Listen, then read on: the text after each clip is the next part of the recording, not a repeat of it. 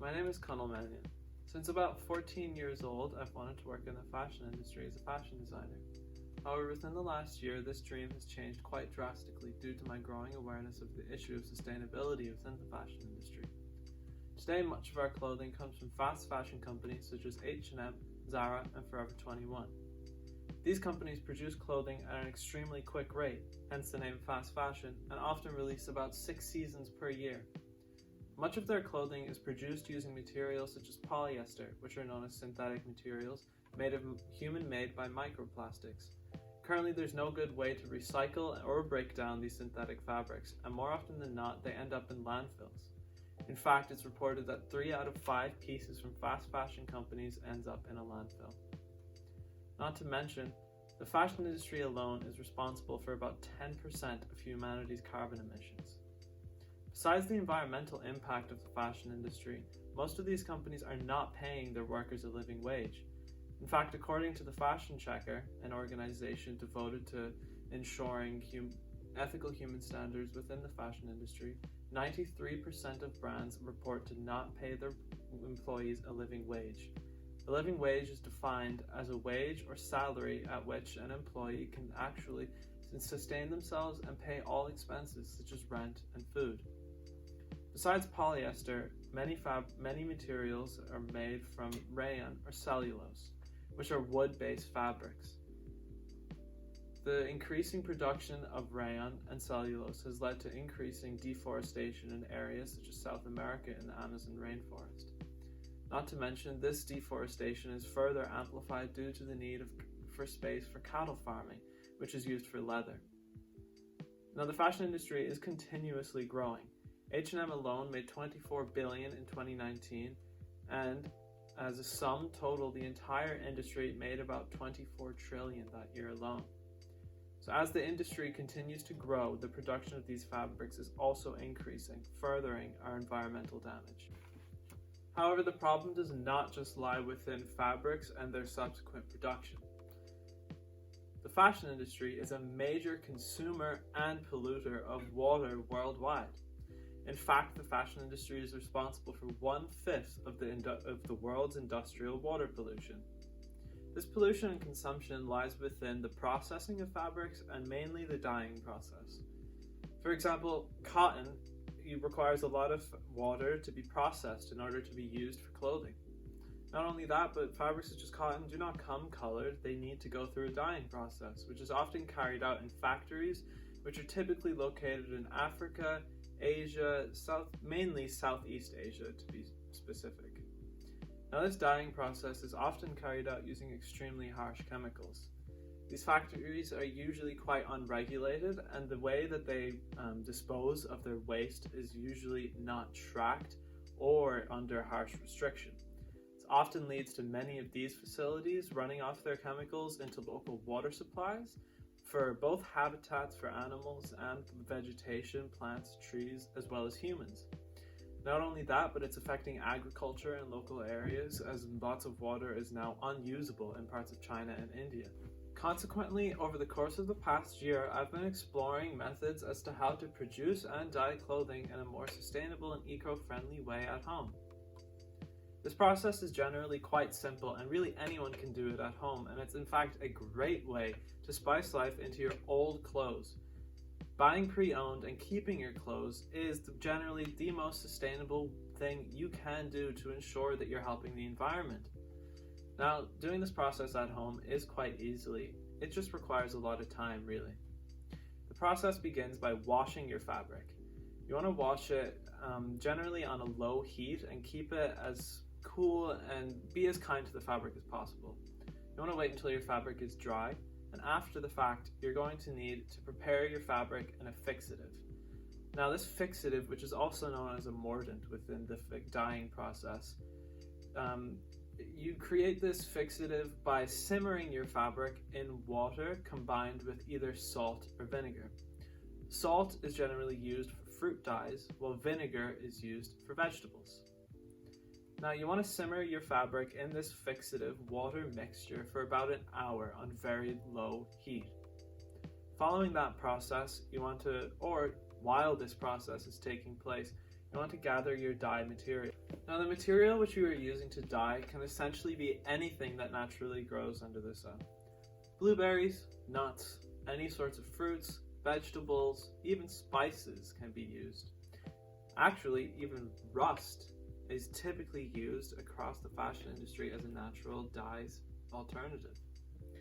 For me personally, over the summer, I enjoyed using blueberries, which I achieved this nice purple wash with here and here, as well as these shorts, which have faded into a very nice silvery platinum sort of tone. For pink, I enjoyed using cranberries and cherries, such as on this t-shirt, and on the pockets of my jacket, which I made here. Now, I also enjoyed using nuts for mostly deep browns, and they actually happen to soften up the fabric quite a bit. I used hazelnuts and chestnuts on this brown here.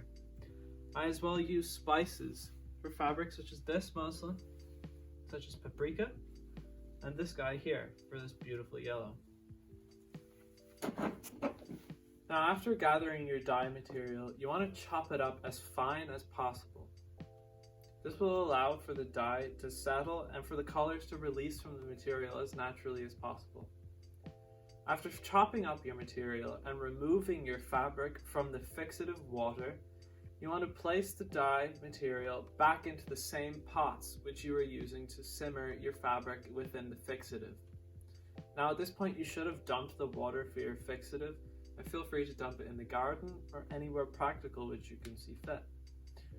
Now you want to after placing your dye material back into the pots, you want to fill enough water to essentially cover the dye material, as if you were making pasta.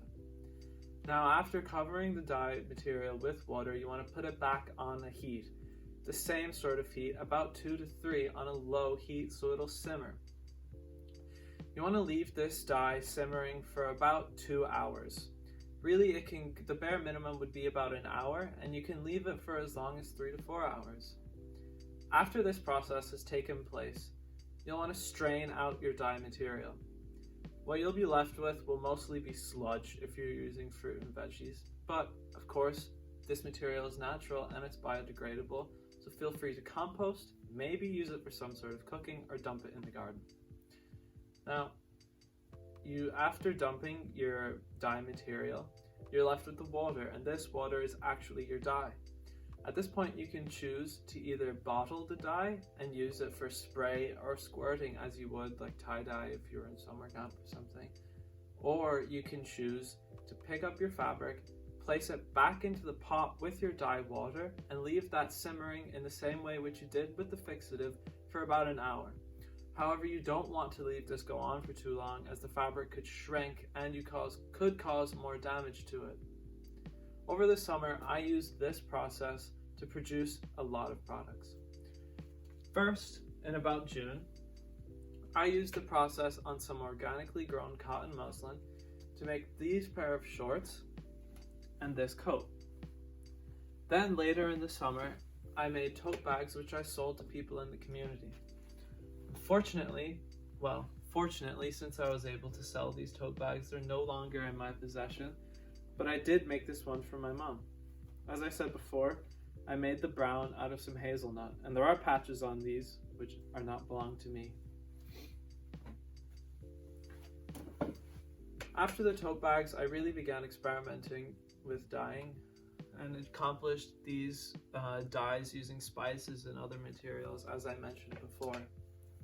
And this process, like I said, can be easily replicated at home, and I encourage everybody to try it, as it is a really great way to explore a sustainable alternative to spicing up your closet and finding new ways to have fun with dressing. Now, while I said the dyeing process is easy, it is time-consuming, intense, and completely takes over your kitchen for at least a whole day. Not only after that process, but if you wish to use fabric to make your own clothing, as I found, that's also not very easy. Fortunately, I have the patience, as this is really what I want to put my life into, but it's understandable for other people to not have that patience. But there are so many other options to be a more eco-friendly and ethical shopper. First and foremost, vintage and pre-owned clothes is the best way for you to buy clothing that's new to you in a friendly way. Now you can find curated vintage and consignment shops all over the place. They're becoming more and more popular both online and in person. For example, close by to us we have Grime and Crompton Collective. Now online, there are also services such as Depop, eBay, Etsy, Grailed, and Heroin, which allow users to sell their own clothes and to buy from other people. Not only is this empowering individuals to make their own money in a buy and sell market with their clothing, but it's also allowing you to pick up clothes at a lower cost since they're used, as well as buy them in a much more eco-friendly way. But it is understandable to want new clothing. It's definitely fun to go shopping, and it's fun to see new designs that the industry is putting out. One company, for example, named Ground Cover, is producing boots and leather alternative goods in a more sustainable manner. Their boots are made from pineapple waste. The pineapple waste is being sourced from industrial-grade pineapple farms. Not only is this allowing for another source of revenue for pineapple farmers, but it's also completely eco-friendly, as this was originally a waste product. Now, unfortunately, the boots are at a cost of $480, but it is a glimmer of hope for what the industry can offer in the future. Certifications such as OEKO-TEX allow consumers to understand the products that they're buying in an easy way. The organization provides their OEKO-TEX certification to brands and production companies who are producing their fabrics and textiles in an eco-friendly manner.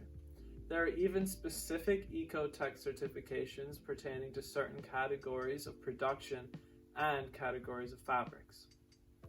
Now, it is understandable that eco-friendly and sustainable clothing options at this time are expensive because these methods are new and innovative. Such as those ground cover boots that I mentioned, the cost of $480 is not cheap. However, that high cost also ties into the core belief that goes against our current culture of consumerism. Fast fashion has enforced the idea that we're supposed to have clothes for a season and as trends come and go. However, when you buy clothes, you should really be buying clothes with the intention of keeping them for life. You should be buying quality goods that you are confident that you'll really love wearing every day for years to come, and that you feel will stand against the test of time. To combat this, if you get bored of your clothes, there's always buying and selling and vintage. Thrift stores are a great way to pick up new clothes for cheap, and it's always fun. In conclusion, the situation is quite dire. The fashion industry is incredibly destructive and it's destroying the environment right now as we speak.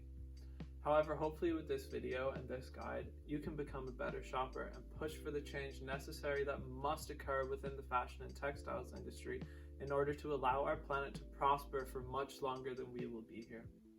Thank you for watching.